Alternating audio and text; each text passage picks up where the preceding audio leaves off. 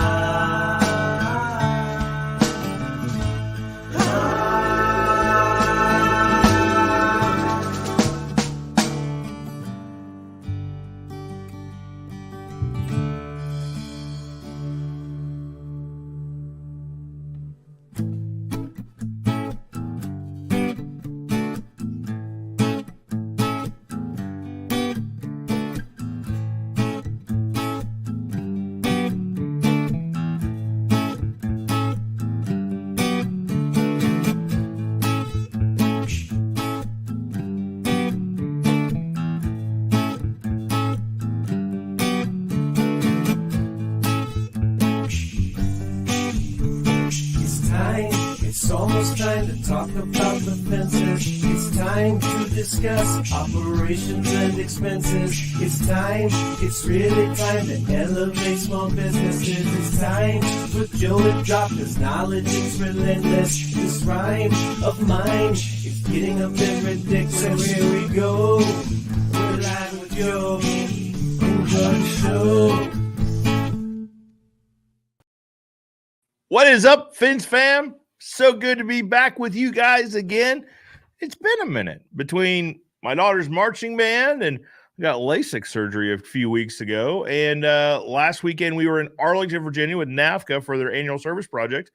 It's been a hot minute since I met with you guys, since I got to talk with you guys. As always, we are coming to you live from the Expert Professional Wood Care Products Studio. If you're going to have a wood fence, if you're going to have a wood deck, you might as well preserve it. And when you do, you got to consult with the experts. If you're listening to this on a podcast, welcome. Thank you for listening. You are listening to a live or a recorded conversation I have with area experts in their respective fields. I have it most every Saturday, except for, weekends we don't, I guess. Every Saturday, 10 to 11 Central. If you go on YouTube or Facebook, search Joe Everest, you're bound to find this thing. Again, 10 to 11 Central on Saturdays, most every Saturday. Thank you for listening. And the team says if I do this, I should ask you guys to review it and give an honest review. And if it's a 5-star review, thank you. We appreciate those a heck of a lot. If you guys are watching live, make sure we know you're here by dropping a comment in the comments below. who you are, where you're from. I can't see who all's watching, so I don't know you're here unless you say hello. Without further ado, if you guys read the introduction, you know who our guest is. The man, the myth, the legend, the staining expert himself, Caleb Roth. That's one heck of an intro, man. How are you, buddy? Great, man. How about yourself? Been good. It's been a little while since you and I got to talk to each other. Yep. That means we're busy working, right? That's right. Actually, the last time you were on the show, I owe you a great thanks. The last time you were on the show, you were hosting it live the weekend of September the 9th. Yeah, I've been meaning to ask you, when am I going to get paid for that, man? I'm going to give you the classic checks in the mail. You haven't got that yet? Oh, that's What's the check number, please? Well, you know what? I will get right back with you directly on that. I see the way the company's set up, there's this accounting division, and I'm not there very often. You know, you've got a hardcore lady on the phone when the AP department, when she says, what's the check number? Yeah, no problem, honey. I'll go ahead and make a note here for you. Just give me that check number and the day it was written. I'll just enter that here and I won't bother you again for a week. How about that? There you go. Yeah. Oof. We need ladies like that in our life, don't we? I tell you what, I've got one. Her name's Holly. She is a pit bull with the accounts receivable, and we like it. What is it? There's a sales quote like, you're not doing your job unless you get so many hard no's or something like that, or you're not doing your job unless somebody tells you to stop. I think it's a marketing quote. Until somebody tells you they're sick of hearing your stuff, you're not doing your job right. Well, every now and then we get a few complaints about how aggressive Holly is at collecting these debts. And I had that thought. I was like, maybe they're not doing their job unless you get, every few months you get a little email saying, tell her to leave me alone. Well, I think it's the way it is. Some people just, they're not, if in a perfect world, everyone would call to pay their bills. Right. So, right. It's very refreshing when somebody calls you and says, hey, I owe you money. Can I go ahead and take care of it? And then, but we have a lot of times on the opposite end of the spectrum, people with less, maybe even go so far as to say that have a lesser integrity than we wish they had, and they don't return your phone calls. So it's just the way it goes. And I've said this before, and I've seen this comment before out there in social media. I wish there was like a better business bureau, but for companies. Yeah, you can certainly have the customer report on the company, but you can't have the company report on other companies or customers. It'd be nice if there's some sort of database where someone goes, hey, listen, we got paid, but it was 120 days. So just, word to the wise sort of thing. Yeah, you got to love that. Let's say hello to a few people because I saw a comment early on. Here it is. Front Rock Fences, welcome. Good to see you in the chat. Calgary, Alberta is negative 20 degrees Celsius and still building fence. I will not complain for the rest of the show about it being 45 degrees here. I was getting ready to talk about it being cold and dreary. I take it back in advance. Negative 20 is serious. That's a wind chill. Man, that's cold. Glad you're joining us. We know this fella, Roger Bentoncourt. Hello, Roger. Good morning, Joe, Caleb, and the rest of the Fence fam. Good morning, Roger. Well, so he says it's negative 20, but then he goes on to say, wait till you see my Halloween costume this year. It would be, I'm thinking of the old Michelin Man, where he was just like big and puffy and like walking around. Or what is that? The Christmas movie? Who was it? Ralph? It wasn't. Yeah, it was Ralphie. They got all, his mom got him all bundled up. Can't put my arms down. That's it's negative 20. And I have to pick a costume. I'm picking Ralphie as overdressed Ralphie for sure. CNS Vinyl. Good morning. How are you? It's been a while since I've been able to watch hunting season. Well, I'll be honest with you, it's been a little while since I've been on. So, life gets hectic. It really does. My daughter is a freshman this year, and she's in marching band. A nice, positive way to spend time if you're a high schooler. But weekends is marching season. It's busy. Yep. It is. They went to where'd all we go? We went to Bentonville, Arkansas, went to Ozark, Missouri, went to Columbia, Missouri, went to Missouri State University. So all in a pretty short time. What's she playing? She plays flute. Plays flute. And Caleb, I don't know about your guys' area, but I haven't been in high school for 20 plus years, but when I was in high school, marching band was very different than marching band is now. I mean, it was, choreographed, and it was moving and playing. There is a definite set of skill to this.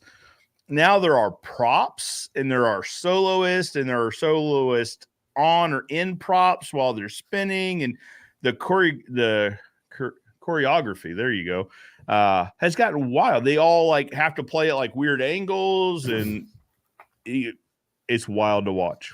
Marching band is not what it used to be. Not much is.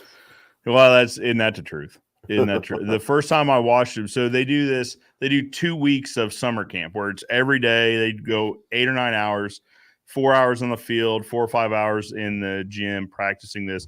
And then they have a summer show off at the end of the summer where they show the first couple movements. Usually a whole set is this collection of 4 different movements. It was wild to watch. They rolled out props and they were twirling props. And anyway, it is something to see. Wow. All right. We also know this fellow, Michael Greenfield. Welcome, Michael. Good morning, Joe, from the STL. When my wife sure did make me some good coffee this morning. That is really good. Thank you. Jealous. CNN Smiles says, Joe, in the process of developing exactly what you're speaking about, only catch is you can't legally name a customer, but you can name a service address. Oh, okay. Talking about the BBB report a customer type feature. That would be interesting. Well, and the address, the address serves. You could just enter an address into the database and see if it pops back. I guess you'd have to reference how long ago the report was made, but definitely an interesting thought. Caleb, how in the world is Expert Professional Wood Care Services? It's going great. We're happy. We're excited. The future is moving rapidly in our direction, so we're going for it, and things are going well, man. We got a lot of great customers, and yeah,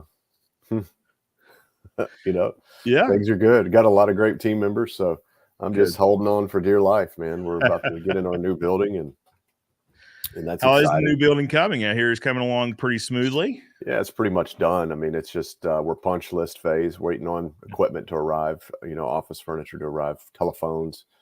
I don't know, by the end of next week, we will probably be ready to move in. And when I say that, I mean phones and desks will be installed, and we can just walk in the door. Yeah. So we're getting pretty close. Is it odd being on the other side of a punch list? No. Okay. Yeah. No. I always knew it was coming. So yeah. I kind of saw this before there was anything there. I daydream, I guess, or night dream, and saw it in my head, and here it is. So I'm excited, man. There's a lot to say about that, and that's probably an episode all its own. But talking about just visualization, we both know several guys that are very, very gung ho in visualization. Just I saw it, I knew this was going to happen, and then I just brought it into reality, sort of thing. Well, I think generally for me, the best way to do that is to get the heck out of all the smart people's way who are going to do it, who are going to implement it. So something to be said for that too, I think. Well, when you hire professionals, you get out of their way and let them be professionals, sort of thing. And I think that's a lesson that's hard to learn sometimes. Yeah. That you just get out of the way and you let them be professionals at what they're doing. Great way to go into something that we were talking about with my wife last night. So my wife met someone or spoke with someone who had a business, and they've run quite a successful business for a number of years. And this was a lady in particular, and they were at a point where they were ready to hire someone to help with the administrative stuff in the office, because it was getting to be quite a lot. And this is a pretty sizable business. I guess it's pretty sizable. It's not a one-man show. We'll leave it at that. So she was just a little bit of unsureness of, I'm hiring a new person, and I've had to, nobody taught me anything in the business, all the procedures, like nobody's taught me this. We've had to do it, and was really worried about training the new person. Well, the new person has like 10 years experience doing these 2 or 3 things. And, the thought was, hey, you may be the boss, but it's okay to bring in experience and say, what do you think? Sure. and Sure. get out of their way. And I think if you take that weight and that stress, I think a lot of people don't hire people because they're worried. Well, I don't know how to teach them hire people that already know how to do it. Yep. And And let they'll them teach bring that you. experience to you. Yeah, man. So experience, that's why we want experience. So don't be afraid of that. Absolutely. Absolutely. Stain world's still going strong, still selling a good bit of stain. Yep. It's, I guess Texas and a few places, Midwest maybe have had a lot of rain, but a lot of parts Yeah. of the country are very dry, and so they've had a lot of service work. Tennessee is strong. Good. We've had a lot of work coming here, so it's moving. So One of the far, so things we were good. talking about a little bit before the show was just talking, in the Facebook groups, you kind of see a cross section of the country as far Mhm. as different companies from different areas of the country. It seems like a pretty consistent theme is things are slowing down on either coast, and maybe working their way inland a bit. But we saw this with the housing market bubble when the bubble burst, in that the Midwest felt it, to be sure, but we didn't see the massive bankruptcies. We didn't see the massive amount of foreclosures that they saw on the coast. I almost wonder, if we're seeing that now with the economy, things slow down on the coast and maybe they're working their way inward a little bit slower. Well, maybe. I think, when you say the coast, I think probably what you really mean is L.A., San Francisco, Chicago, Yep. New York City, Washington D.C., Miami. Yeah. Or and maybe Miami too, um, and maybe Dallas. When you get sure. into the big cities, and sure, Nashville can be the same way, but I think when you get into the big cities, you see spikes and things going up in the big cities, and Yep. so and then when we're a little more out in the country, we see more steady growth. And I think what I've been saying all year is I just think that the free money's disappeared. Yeah. And free money could mean government money. Sure. It could mean I just bought this house last year for $40,000. It's worth 300 grand a day. Yeah. And so I'm selling it. That's kind of free money. Or I bought like $18 worth of crypto and now it's worth $7 million. I don't know what to do with this money. And there's a lot of just money popping out of thin air like that. Well, and loans that were near 0%. Yeah, for sure. Well, and that's true. You could go get a $2 million loan with zero down with 2%. Well, who doesn't want that deal? Give me that deal. Of course. And I think what's happened is it's just, those things have dried up. So there's not as much craziness and frenzy in the marketplace anymore. This feels real normal to me. I like having to work for it a little bit. Right. Well, we were talking yesterday. So the last Friday of the month, we have a team meeting. And one of the things we were talking about yesterday was that when we're looking at numbers in terms of call volume, now, have we seen a decrease in call volume? Absolutely. But when we compare it to the data we've got from 17, 18, 19, it matches pretty closely in terms of right around Halloween, things start getting slow in terms of call volume. But it also gives us a chance to fix what we broke. It also, and when I say it slows down, we go from lately we've been 8 to 10 weeks out down to, I think right now we're about 6-7 weeks out. So we still have a decent amount of volume to produce, but not as crazy as we've been.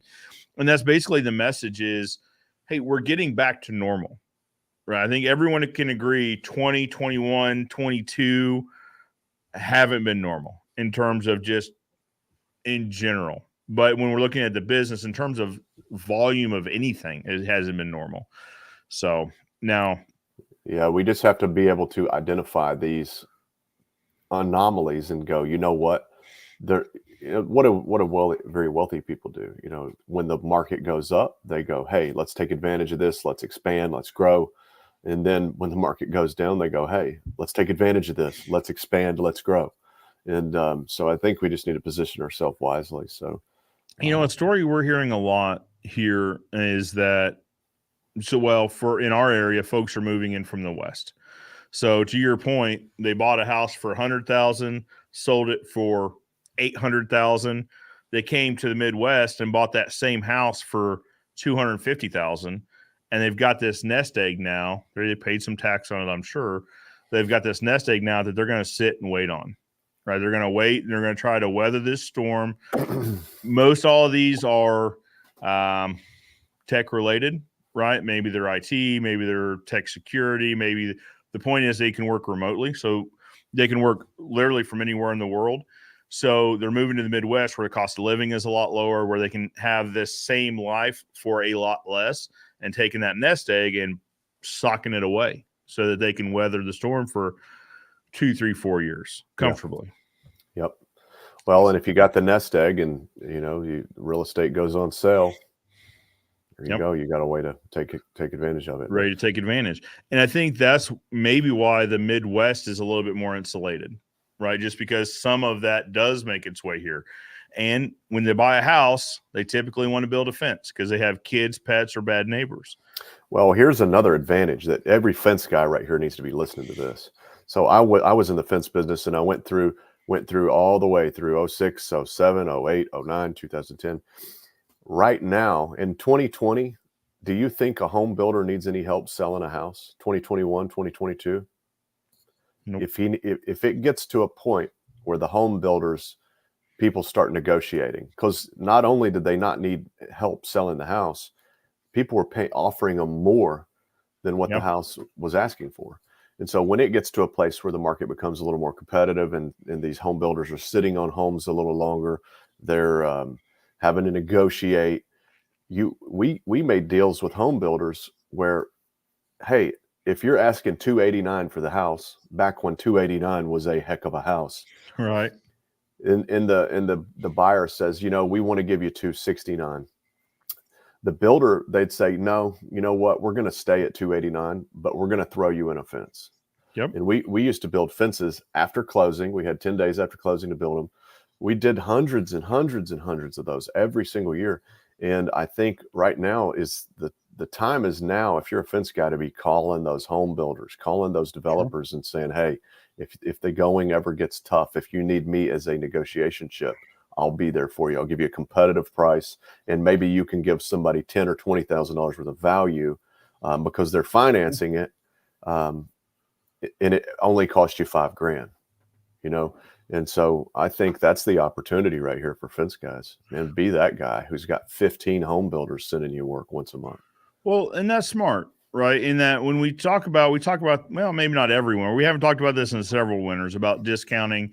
Companies get slow. The knee-jerk reaction is to put fence on sale, right? Run a 5%, 10%, 15% off sale just to try to keep your guys busy.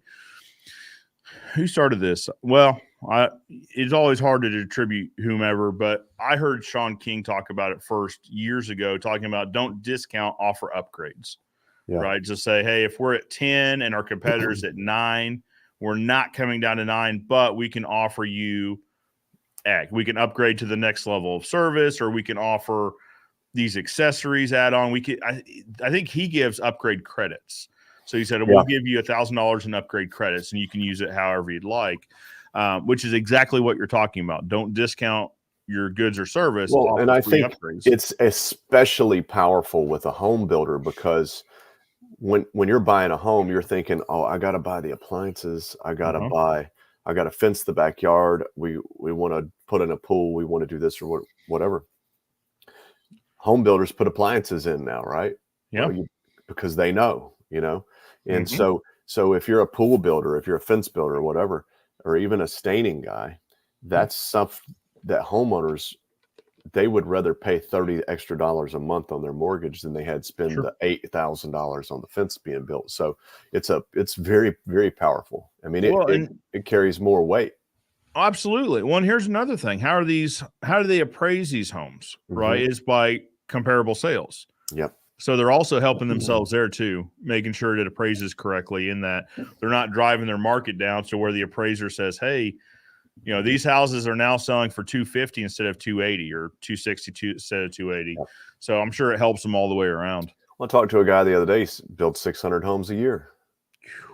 I mean, you talk to him, and then you get a meeting with all his managers and all of his project managers and then his closing people. And before you know it, a guy like that could send you, I mean, it wouldn't be unreasonable at all for him to send you 1 out of 6. That's 100 fences a year. I mean, what if you're a deck builder? That's 100. I mean, that might be 600 decks a year. So Man, there's opportunity right there, and right now is the time to get it, man. If you can snag it up, you could get. You could just almost make your business recession-proof just by that. Oh, absolutely. Well, and the time to take action is not when the action is needed, right? The time to take action is before it's needed. You want them Right. calling their old friend. I'm going to call my Right. old friend, the fence guy, and let him put me a fence up. Well, because when the time for action comes, he's going to have 10 fence guys calling him. Hey, what do you got for me to bid? He's going to have, well, at least in fencing, we also compete with every other trade associated with this house that works with wood, right? So whether it's cabinet builders, whether it's trim guys, whether it's whomever, everyone tends to build fence too.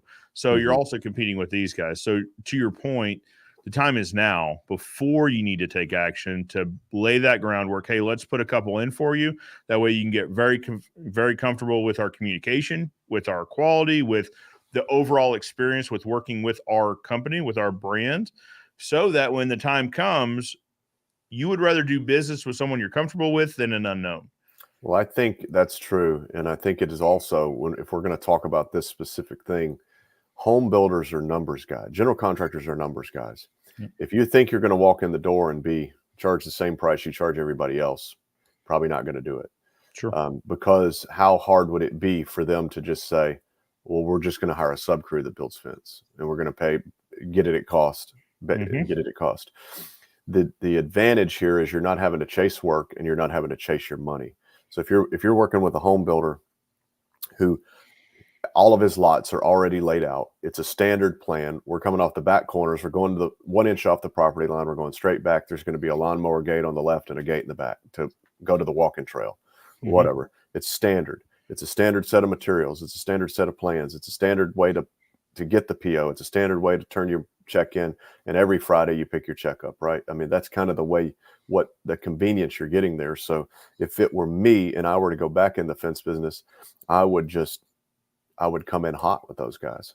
I would come in at a lower margin, but understand that there's a lot of costs that you're going to not have to get. You're not going to have to advertise. Yeah. So that's where knowing, a cost to acquire customer is very valuable. Well, and they can also batch work, right? So instead of one every so often, you could say, hey, can we batch 3 of these together? So that also I'm taking one trip charge and spreading it over 3 projects. They're in the same neighborhood, right? If it's depending on the developer, some of our developers are scattered all across the 3 counties, but a lot of them do subdivision by subdivision. Yeah, so I think you also got to be prepared to be the guy so how many times at the closing table they had, here's what will happen. I mean, if you're working for a guy who's building 200 homes a year, there's going to be a time where they're sitting at the closing table and it's about to fall apart on them. It's maybe a heated negotiation. Maybe the buyer has some ego and there's a situation and like this deal, we're about to lose this deal, and we got to go back to the drawing board. They're going to call you up and they're going to say, hey man, I need a fence tomorrow over here, or I need a fence by the end of the week. Can you do it? Sure. It's going to cost you a few bucks more because I might have to move some things around, but I got you.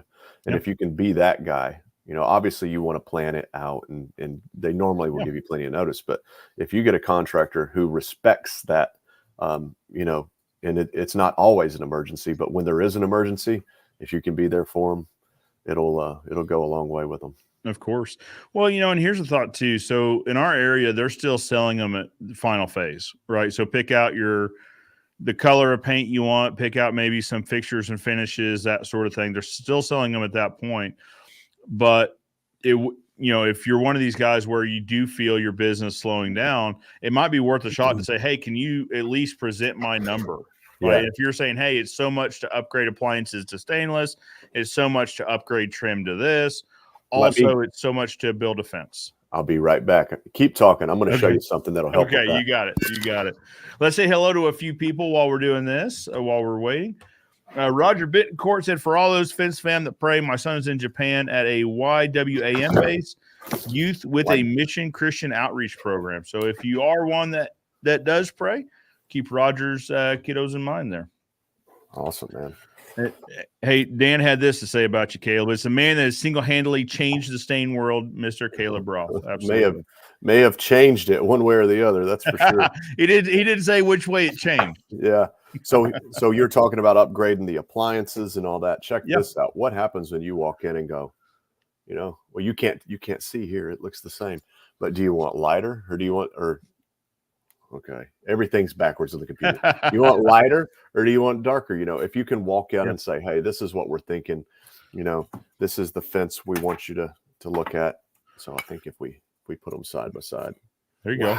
There's almost zero difference on the screen. Yeah. These boards are about 5 shades lighter. Oh, is that right? Yeah. Well, it's pecan and chestnut. So okay. Yeah. Yeah, absolutely. Yeah.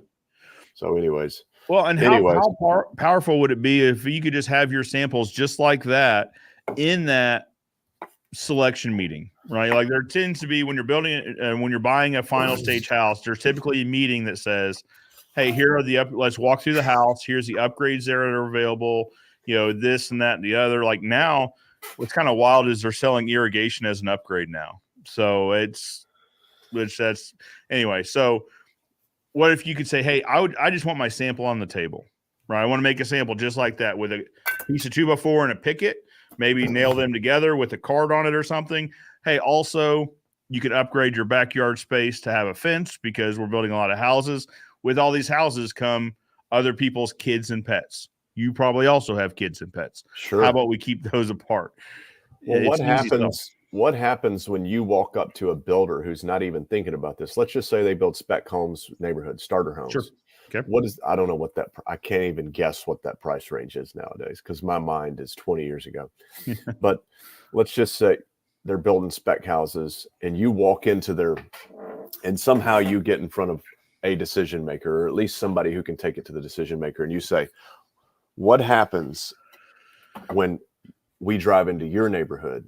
In your neighborhood, every backyard is fenced because these are first-time home builders or first-time homes. They don't have the money for these things. But what do all young couples usually get? They get a dog.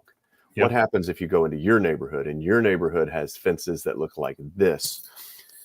But your house is 10 grand more than everybody else's, but I could put that fence in for about $3,600 per fence based on what we're looking at here with your little tiny backyards. Yep. What if you came in like that and you did that to 25 different builders? They all had a signature color. I mean, that's a way to certainly set yourself apart. And if you're offering pre-stained lumber, they can't get that at Lowe's or Home Depot. Right. So you walk in and that you have niched them. You've given them a specialty that they can only get from you. And it puts an extra couple $1,000 in their pocket. So don't be afraid to put the money back in the home builder's pocket because he'll continue to use you. Yeah. Well, and so that's similar to what we did coming out of that housing bubble versus we identified a few of these builders that were still building homes. And back then they were all spec homes. There wasn't anyone building a custom home then. Times have changed, Times have changed. Yeah, but there are a lot of spec builders. And actually a few of them had approached us and said, hey, we'd like a fence in the backyard. What can you do for us? Right. And we kind of played this game to where we said, all right, I will build the fence for you at this spec home, because what they do is they would take people through it. And then once the subdivision is done, they sell the house. Right. So I will give it to you for cost. Right. Here is my cost to build this fence for you. You don't have to push us. Because they didn't want to try to be our salesman either. And honestly, we didn't want them to be our salespeople. Mm-hmm. We like the sales process to be in-house, but pre-stained fence around you. Actually, this was pre us meeting. So this was just a cedar fence around the backyard, but an Ozark fence sign right on the corner.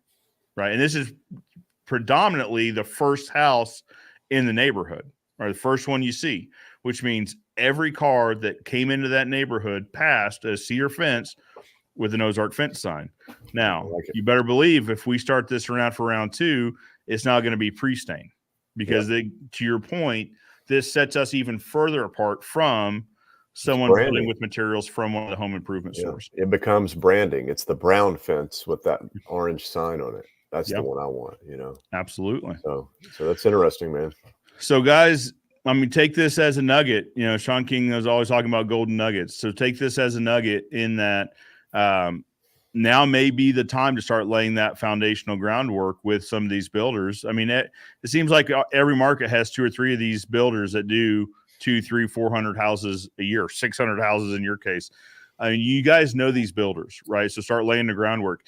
Kim, and you actually, several years ago, you were talking about dealing with builders, going out and finding a builder. You had experience you went into this build. How many times did you go into this builder's office trying to talk to the decision maker?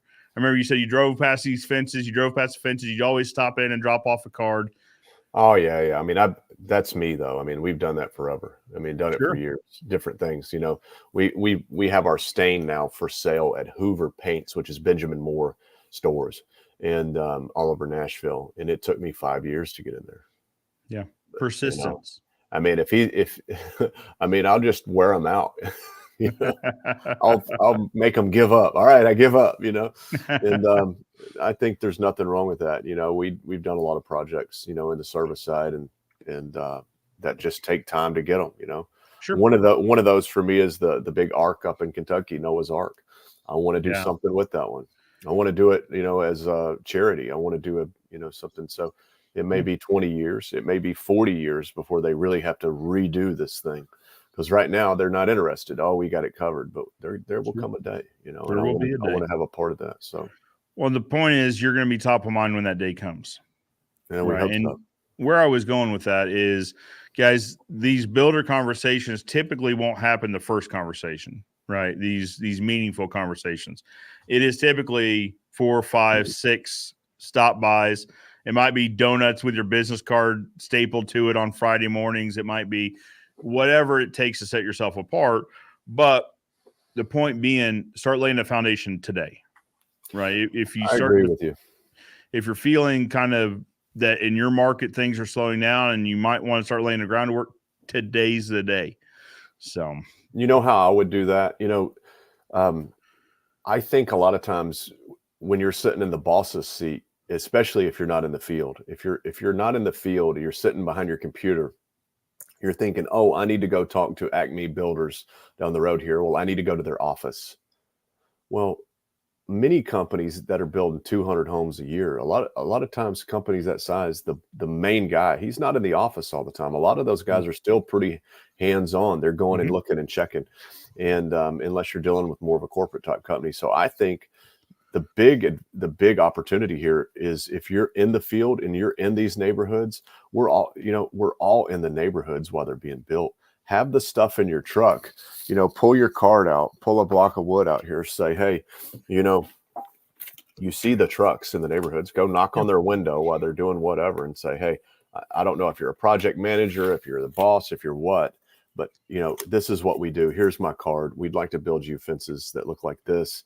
Yep. And we'll make it work for you. Give them a quick spiel, get their business card and say, is there anybody else I need to talk to about this?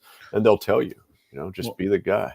And I'll tell you where you'll find them. So they're building a new neighborhood next to ours, 6 a.m. every morning. They're all huddled around the trucks there at the job trailer. They're probably having a safety talk, or they're probably, who knows what they're doing. 6 a.m. like clockwork. All the trucks are in a circle. They're in the middle of the circle in the headlights having some sort of conversation. Yeah. So it's likely that's going on in these neighborhoods you're wanting to get into. And be on the lookout for the non-marked truck. Mm-hmm. A lot of times the boss is in a marked truck, but a lot of times maybe they got 50 trucks that have their logo on it, but there's one that's kind of similar, but maybe a little fancier, and there's no markings. It's a white truck or a black truck. And they get, a guy gets out that looks halfway sharp, but not too sharp, but you can tell he's not swinging a hammer. Go talk to that guy. Yeah, that would probably be the guy that is either the guy or he knows the guy. He's close to the guy. But don't waste his time, No, it's not about, hey, here's who I am. Here's what I do. How did you used to put this? You would say, hey, I think we should know each other. Yeah, we should be friends. Yeah, we should be friends. That's right. And like I said, it's not the first conversation. Typically, it's the fourth or the fifth time. And it's not every day either. Like, don't become that guy. But once a week, hey, was in the neighborhood, saw you were in the neighborhood, thought we might know, it might be good that we know each other. Here's another card. Well, and I recommend you take a multifaceted approach because I'm going to do things a little different. Sure. I'm going to find the guy that we just talked about. I'm going to go to the office. I'm going to send them something. If all I can do is send an envelope to their office with a couple business cards and a letter, I'll do that. I'm going to find the realtor who's handling all their transactions, because these guys work with realtors every time. I'm going to figure out, if I have to, who's doing their whatever their closings. Can I get my paperwork in their closings? And if you hit 3 or 4 or 5 different angles, I got the lady at the front desk sold on it. So when somebody calls in and, they build 600 houses a year, do you think somebody calls and says, hey, we bought one of your houses, who should we use for a fence? Of course they're getting those calls. Of course. I'm going to make friends with her. I'm going to make friends with the operations guys, the door and trim guys that are out there on the job site. I'm going to make friends with the boss. I'm going to make friends with the project managers. I'm going to make friends with the realtor. And that creates this perfect storm where you take your chance of close from like 10% to like 37%. And you wind, and I did this, and this works. So absolutely. Kind of attack it from multiple angles. Yep. Guerrilla warfare. Well, and then all of a sudden you're the company that everybody knows, right? Like, because these people also talk, right? So the lady that answers the phone talks with the superintendent, who talks with the project manager. And if they all know you, they're like, oh yeah, it's Caleb, the stain guy. Oh, okay. Yeah, I talk to him a lot. Oh, I know him too. Then you become just the omnipresent solution. Yep. Well, and who are the advisors to the boss? The boss may not really may not want to make the decision. Sure. I don't want to make all the decisions in my company. No, I was getting ready to say, think about your organization. If I have a team member that brings me somebody, says, hey, here's who they are, they do good stuff, I'm much more willing to listen to that recommendation than someone that drops off a card. Mm-hmm. Right. This is the season of dropping off cards, whether we've got equipment dealers, we've got insurance people, we've got bankers. Everyone is dropping off cards and they go in the file folder. But if one of my team members brings me something that says, hey, here's so-and-so, I know we got a good bank, but if we ever needed a backup, this is a good guy. Well, that card probably sits on my desk, right? Instead of getting filed away forever. I understand. Become omnipresent. So, well, that's the lesson for the day, I think, right? I like this direction we went off on, and this wasn't even planned. Before this, we were kind of talking. Actually, we were talking about things that were a little bit different. Well, and this rule works the same way if you're a staining contractor. If you're a stain guy, go talk to the fence builders. Of course, works the same. Well, or talk to these builders. If you sell appliances, he builds 600 homes a year. Yeah. Hey, let's make a deal for 600 sets of appliances. Right. Let's not make a deal on one set. Let's make a deal on 600 sets. I mean, imagine what that would add to your bottom line. Well, but talking to staining contractors, right? So these neighborhoods around ours, not to say anything about the neighborhoods, but they're all getting treated pine fences, right? Like they are rough. They are rough fences. So how hard would it be to go into that neighborhood and say, you see your neighbor's fence, it's been up for 3 months and it looks like bananas. Maybe you don't want your fence to look that way. So, or approaching the builder directly. Hey, you've got a guy building your fence. It probably ought to be stained. Right. And again, this whole concept works no matter what you're selling. Like getting into these home builders is absolutely a good first step.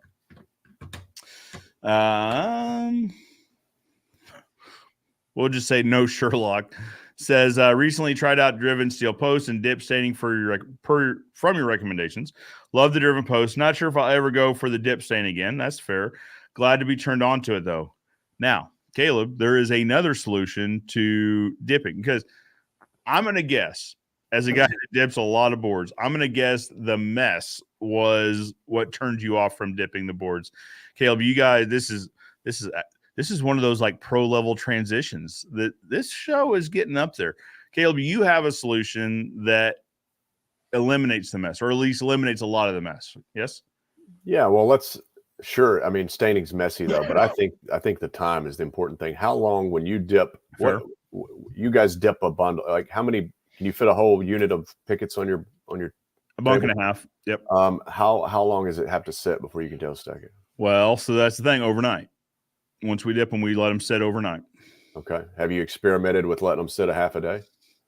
So, yeah. So we don't like them to be as tacky, right? So because again, this gets back to the mess, and it's the shirts and it's the everything. Got it. Makes sense. Okay. So time, right? So you can do 526 pickets, a bunk and a half. So 750 pickets a day. Yep. And then you got to down stack them the next day. We've got a little staining machine, and you can do it a whole lot faster, and it's a whole lot less mess. a little more moving of feet, just because you need to refill your tank because it's gravity flow. But yeah, it works. And but don't, it's called the Expert Paint and Stain Machine. Don't take my word for it. Yeah, there's tons of people. Just look it up. There's people using it on the internet. YouTube it, Facebook it, and you'll see people using it for fence boards or painting pickets, staining pickets, 2x4s. It will do 4-inch tall by 12-inch wide and anything in between. So that's a good opportunity if you want a stain machine. And we have a video of it. Yeah. So you can check out the video. So cliff notes on the video. 1, works incredibly well. 2, Caleb, we've talked about this before, but I'm going to say it again. The setup, I was impressed with how quickly this thing sets up. It comes on a pallet, and I looked at this, and I was like, I scheduled an hour for setup. I'm like, it's going to take us a while to get it dialed in and get the rollers just right and get everything. We were up and running. I'm going to say 15, 20 minutes, and that was with us also stopping to video and redoing shots and stuff like that. The setup on this thing, incredibly quick. There's a video. The Idaho Painter got one of our machines. Yeah. And there's a video. Actually, it released this morning because I got an email that they were going to make a video on it, and it is out. So they've got a video of this machine today, how it shows up, putting it together, and staining a fence with it. It's pretty cool. Nice. Very good. How about, I want to see it. I've not seen it. So I'm going to drop a link in here too. So. There you go. So while you're doing that, Front Rock Fence had a pretty good idea. So when we're talking about having the pre-stained pickets on the, during the upgrade conversation, I said, if we had an old weathered picket in 2x4, then a stained one, the customer 99% of the time would go for the stained one. If you had a 2x4 that's been sitting out for a year, a picket that's been sitting out for a year, compare those with a pre-stained. Yeah. Which would you rather? And you could take a pre-stained picket that you've had out for a year just to have a apples to apples comparison. Yep. 100% of the time. Front Rock says 99% of the time. I'm thinking it's 100%. Well, 99% maybe, because maybe there's that one customer that's just nickel and dime oriented. But 99% of the time they go for the pre-stain. You got it. That's awesome. Absolutely. So this is fair too. So No Sherlock said, I toured a production shop once where they sprayed, and while it required a booth and is messy, I think it's similar in speed to the machine. Probably like a production stain shop, something like that. When you're automating, I mean, I don't know why. Yeah, I wouldn't. I've seen it both ways. I've seen 3 or 4 different type of pre-stain operations, and flood coat's the way. Flood coaters is way better than because we're not having to deal with atomization. We're not having to deal with that in the air. Yep. And filtering the air to make sure that in respirators, make sure that we're keeping our team healthy, that sort of thing. Yeah, we just want our board to go through a waterfall of stain, and then we'll remove it with back brushes and rollers and things like that. And sure. But those spray lines are just, man, they atomize a lot. Absolutely. Is this the link to the Idaho Painter video? Yeah, I apologize. I put it in there twice and it said Joe's link, so I didn't know. Oh, okay. I thought I didn't realize when I put a comment in it had. That's all right. We should watch that video on here one day. So let's do it. We've got some time. Got 10 minutes. How do I? All right, this is Low Tech Joe going here. I don't know how I click this link. I'm just going to search it. I know how to do it if you want me to present. Yeah, I think I can just follow this guy's channel. So Idaho. I just searched Idaho Painter on YouTube, and it was like right there. It showed the video came out 4 hours ago. And stain wood, all 4 sides fast. All right, let me.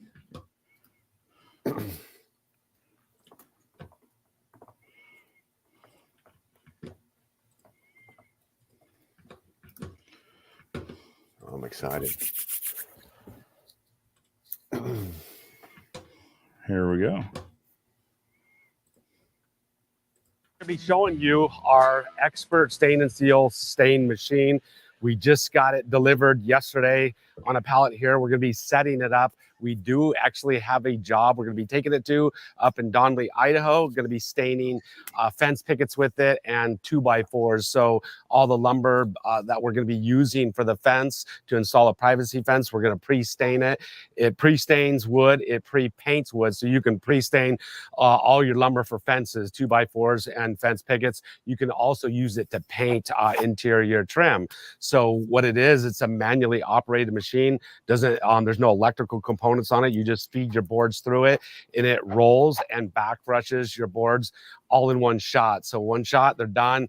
Then you stack them to dry, or you just start installing them. The simple and easy way to stain your fence before you install it.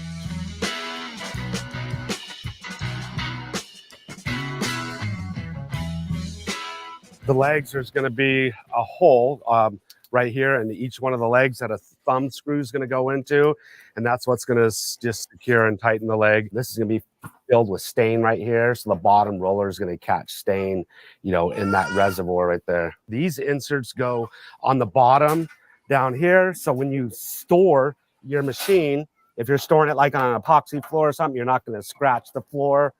So you're going to just put those down, press down, and it's going to push them up inside, install those. So install all four. He knows how to put it together better than I do.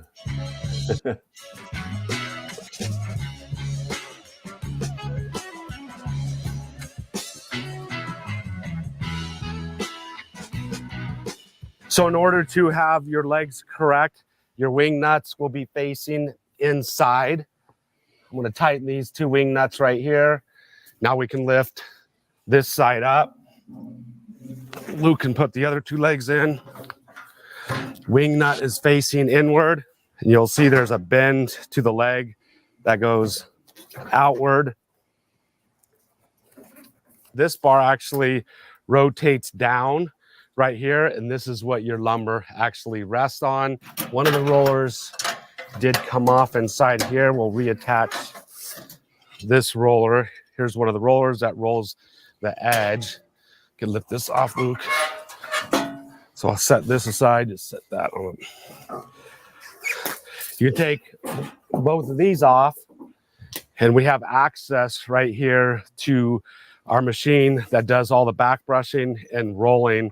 Back brushes that brush top and bottom and sides, and it goes through two sets of back brushing, and it goes through one set of rollers. These are the rollers, two side rollers that do your edges. This is a picket right here, half of a picket. One person's going to be feeding the picket through. The other person's going to grab it and continue pulling it through. No motorized components. I'm leaving everything apart so you can actually see inside. Our very first picket, you're going to do your setup. I'm going to set this picket up, the width, get my rollers, the width, and get them so they're actually pressed on there, squishing on there. You're going to want to adjust your top roller downward to make sure that that presses down on. Just press it down because we want it to roll and squish our stain, press the stain right into the picket. And then you're going to want to adjust your brushes to back brush. Once everything is adjusted properly, this is where our stain's going to feed right through here. We'll set our stand on just like that. Reservoir goes on top. Strainer right here to strain the stain as you dump it in. You're going to want to be careful, slowly pour it in. That's your reservoir right here. Now we're going to attach our catch basin. It's going to be right here. It has a ball valve right here that you're going to open up so everything can pour into your 5-gallon bucket. Last adjustment. This adjustment we want our board to be going in level. So this is a little bit high right here. So we'll make this adjustment. Test run. Luke pulls it through. board's going to be staying. Our valves right here are a little bit loose. I'm going to get a crescent wrench and I'll tighten these valves right here. Just make sure they're loose. Otherwise, you're going to get some leaking down there. Strainer's going to go back on. Lid's going to go back on. Dry run's all done. Where did you get that bucket? This thing on the move. What's that? Staining the fence. What's that, Caleb? If you scroll back like 3 seconds and see the bucket hanging under the machine, where does that bucket exist? It's like It is a wide bucket. like Let's a 13-gallon bucket. Look at that. Well, and that's bound to be heavy when it gets full. Yeah. But I do like that it's extra wide, because sometimes the stain that comes out of there, if it's a windy day or whatever, I do like the wide mouth on that bucket. Mm-hmm. I think we had actually added we had just taken a female threaded to a piece of tube just to extend that down into the bucket. Ready to get this thing on the move, staining the fence.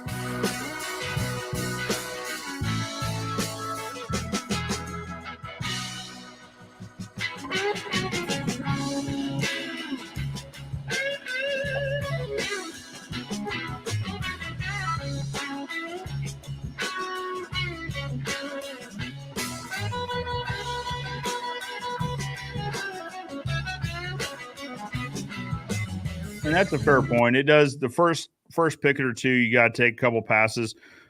In our experience, you're waiting for that bottom roller just to fully saturate with stain.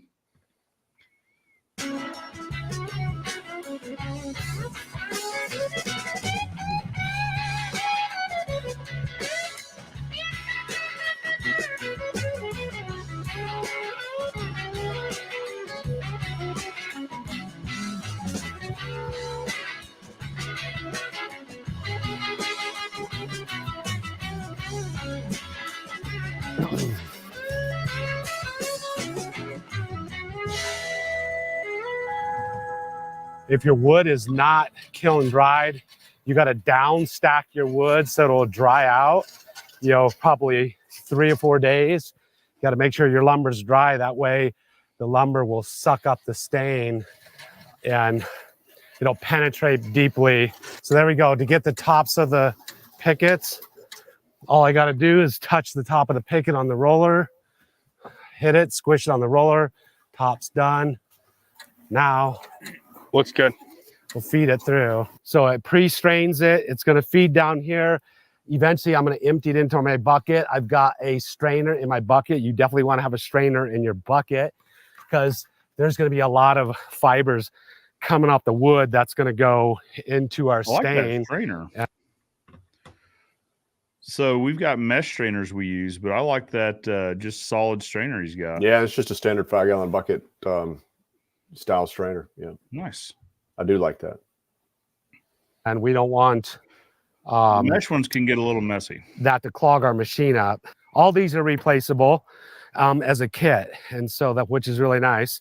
So you don't actually have to clean the brushes and rollers if you don't want. I mean, this is absolutely incredible. I didn't know how well it would work, but this is far exceeds my expectations right here.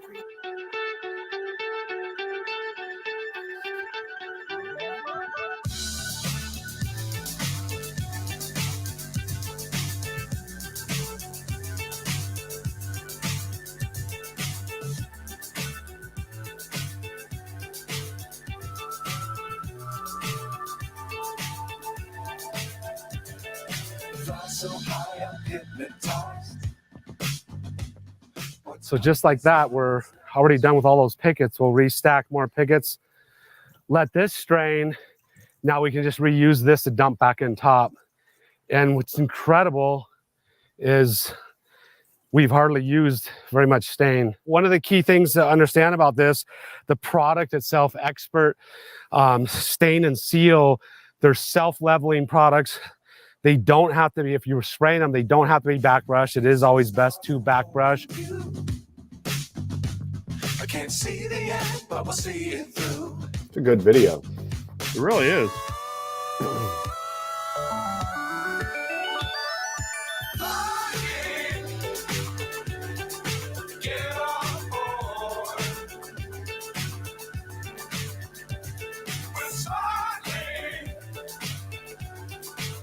picket gets way more saturated than if you were spraying with an airless sprayer. Your spigots right here, I want to see that the tray has got stain going all the way across. You can see how saturated those pickets are. They're absolutely flooded, saturated. This fence is going to last a long time before it's going to have to be restained. Dangerous times, don't fly too high. Be sure to keep the ground in sight. Fly forever if you keep it tight. Love the world, but keep the sky on your mind. Flying. Get on board. We're smiling on top of the world. So we got, wing nuts. We're going to want to move these in so it properly back brushes. So you can see the inside of the unit now, what it looks like after using it for, we've done 60 feet of pickets.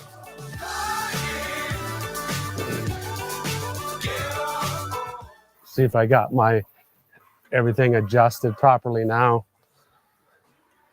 Is it hitting it? Yeah, it looks pretty good. Both rollers.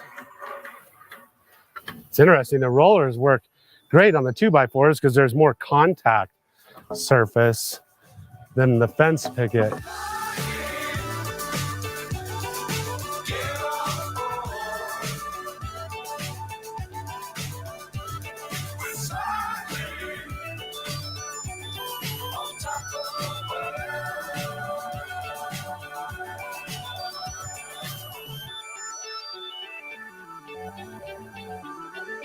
So it's now 2 hours. We've got 60 feet of privacy fence rolled and back brushed. I would say that's pretty fast.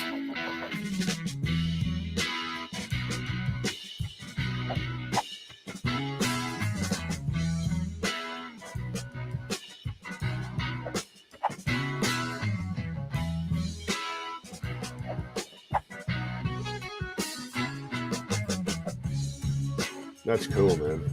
Nice. It was well done for sure. I like how he showed, the first board had to go through twice or three times. I like how he showed, I think there was one time he ran a 2x4 through twice and then showed the dirtiness. I think that's cool, but I think overall they stayed pretty clean. Yeah. So, yeah, the two guys. Yeah, absolutely. Absolutely.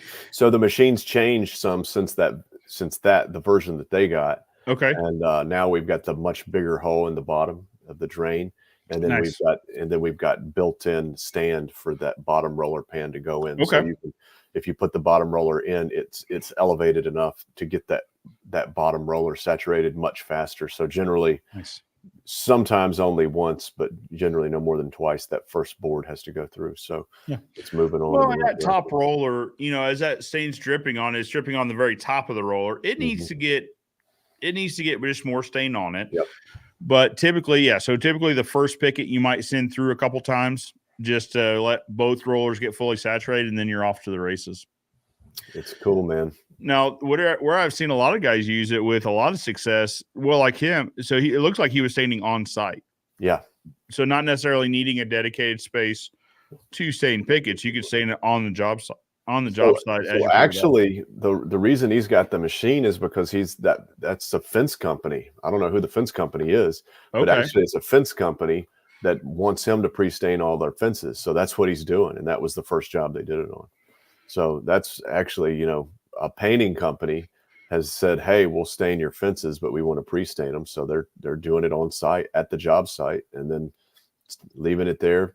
Fence company comes back the next day, builds the fence. So very it's just good. a different way of doing it, but it works, and absolutely. Yeah.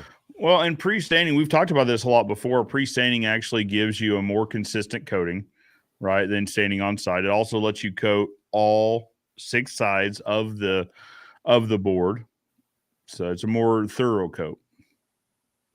Yep, that's pretty neat.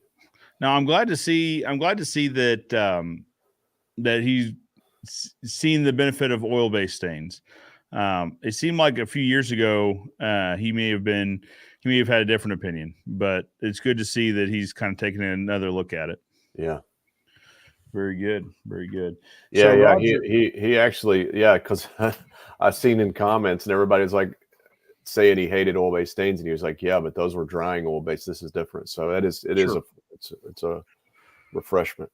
well, and he's taking them down too. So I went back to try to find some. So I was like, I mean, you know how it is. 2-3 years ago, I was like, I am almost certain I remember a video or some videos when we were first getting into stains. I was just trying to get everyone's opinion on it.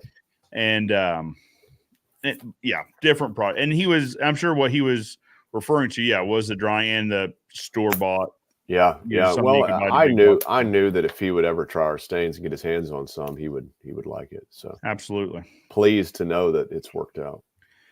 So Roger said his only recommendation is add a nipple to the valve. It will help centering the flow and bring it closer to your catch bucket.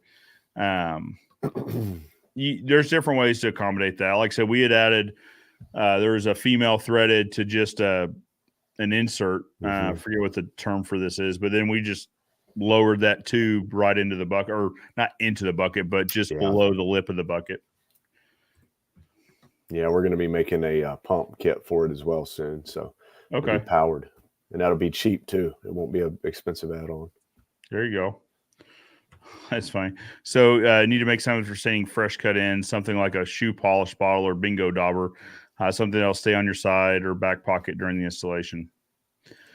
So we usually just make a little pint.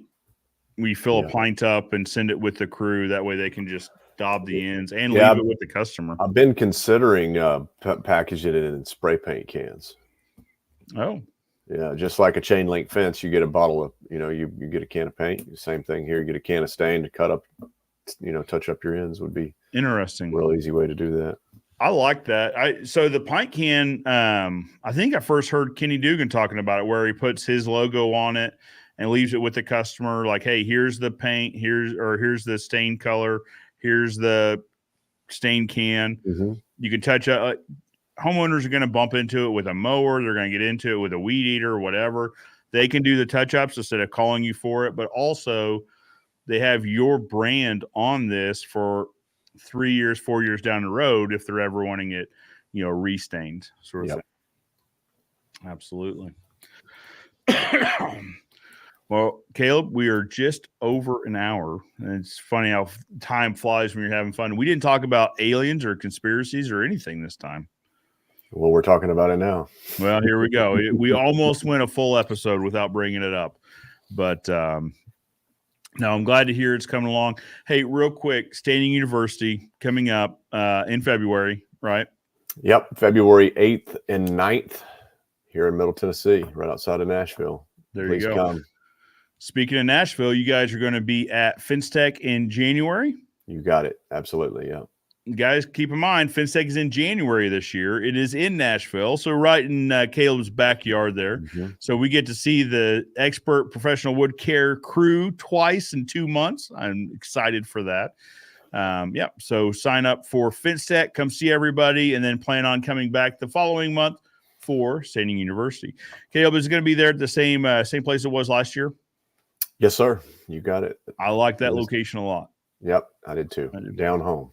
That's right. I heard you talking about it with Dan Blanc, just about bringing that to that local community. I think I like that. I like that idea. Perfect. Sounds great, man. Well, I appreciate you having me on the show. I really enjoy it. Where can people find out more information about signing up for Staining University? Oh, I'm sure there's a link that's going to be put in here, but you can just check out the Facebook group. Staining University be a great place, and that's probably the best place to figure it out. Yeah. There you go. And you can ask for more information on the event, where to stay, that sort of thing. It is a great event. It seems like every year it continues to grow. Yeah. And every year at the end of it, we're like, I don't know how this thing gets bigger. And every year it seems to. Well, you just saw that deer in the headlights look for me, where to sign up at, and call our office. If you want to, you can call us. Our phone numbers everywhere, so you can find that at realgoodstain.com. You can find it anywhere, but you can call us, but you can also find it in the Facebook group. There is a sign up. I know we've already got quite quite a large number of people signed up for it. So Good. Come see us. And if you guys aren't involved in the Facebook group, you should be. It's obviously a free group, but it is a positive group, right? So sometimes there we go. Oh, I did that. Look, Caleb Roth, look at you go. You're on it. It's a positive Facebook group, right? And not all the time do you see Facebook groups that are mainly positive about others' work and that sort of thing. I really like what you guys are doing with that group. So search Facebook. Well, search Facebook for State University. I almost said the URL, and I don't think that's probably, who knows what the URL is, but search Facebook for State University. Absolutely. And well, I say that literally click the link that Caleb put. I just realized that's the group's link. Very good. Very good. Caleb, thank you so much for coming on. I do appreciate it. Pleasure. Appreciate As always, I look forward to it. Thank you again for hosting last month. I appreciate that a lot. All right, man. Thank you. Appreciate it. Guys, appreciate you guys tuning in. Tune in next week as I pause and think about, actually not next week. So we got Wingapalooza here in town where we raise money for Boys and Girls Club. So it won't be live next week, but join us the week after, Saturday from 10 to 11 Central, where we'll talk about anything and everything fencing related. Thank you guys. Appreciate you tuning in. For now, Joe Evers, fence expert, reminding you the good fences make good neighbors. And I'll see you next time. See ya.